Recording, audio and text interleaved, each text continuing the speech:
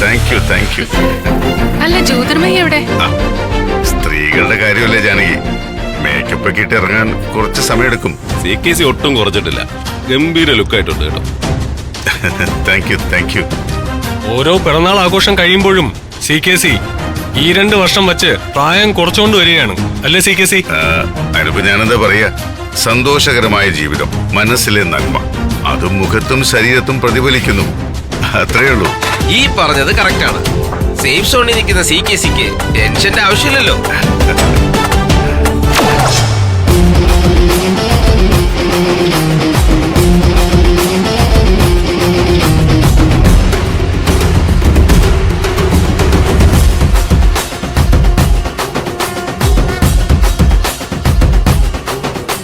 നിങ്ങളിരിക്കും, ഞാനിപ്പോ വരാം.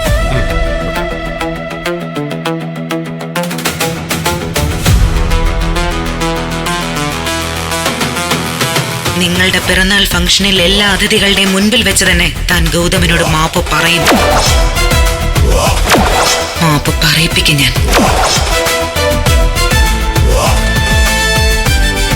അപ്രതീക്ഷിതവും അവിചാരിതവുമായി ക്ഷണിക്കപ്പെടാത്ത ഒരു അതിഥി വന്ന് നിൽക്കുന്നല്ലോ, എന്തുപറ്റി? തൽക്കാലം ചില VIP-കൾക്ക് വേണ്ടി മാത്രം ഞാൻ ഒരുക്കിയിരിക്കുന്ന ഒരു ബർത്ത്ഡേ സെലിബ്രേഷനാണിത്. അതും വളരെ പ്രധാനപ്പെട്ട വിരലിലെണ്ണാവുന്ന അതിഥികൾ. അതിനിടയിൽ ഒരധികപ്പറ്റിന് ആവശ്യമില്ലല്ലോ. തൽക്കാലം ഇറങ്ങിപ്പോവാം.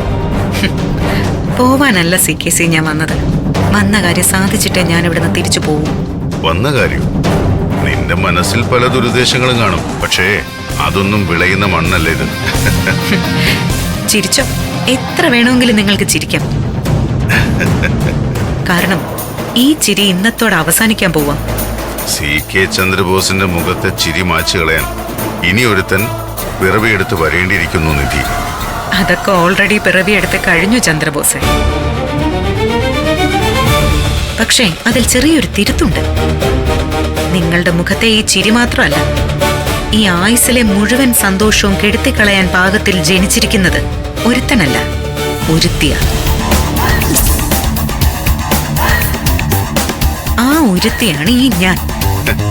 നീയൊക്കെ എനിക്ക് ഇന്നലത്തെ മഴയിൽ കിളിർത്ത വെറും തകരകൾ മാത്രമാണ്.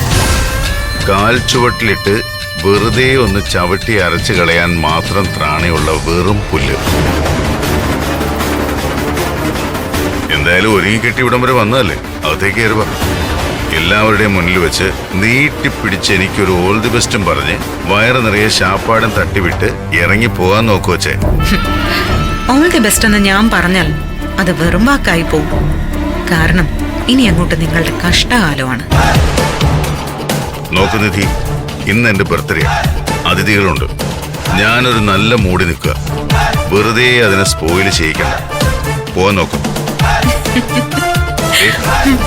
ഞാൻ ഇപ്പൊ വരെ നിന്നെ ഡീൽ ചെയ്തത് മര്യാദയുടെ ഭാഷയിലാണ്. ജ്യോതി ഇങ്ങോട്ട് വരൂ. ഇപ്പോ അറിയാലോ, പിന്നെ ഈ സംസാരത്തിന്റെ രീതിയും ഭാവവും ഒക്കെ അങ്ങ് മാറും. കഴുത്തി പിടിച്ച് പുറത്തുള്ളവള്. അതിനു മുന്നേ ഇറങ്ങി പോവാൻ നോക്ക്. വന്ന ജോലി പൂർത്തിയാക്കാതെ എനിക്ക് പോവാനാവില്ലല്ലോ CKC.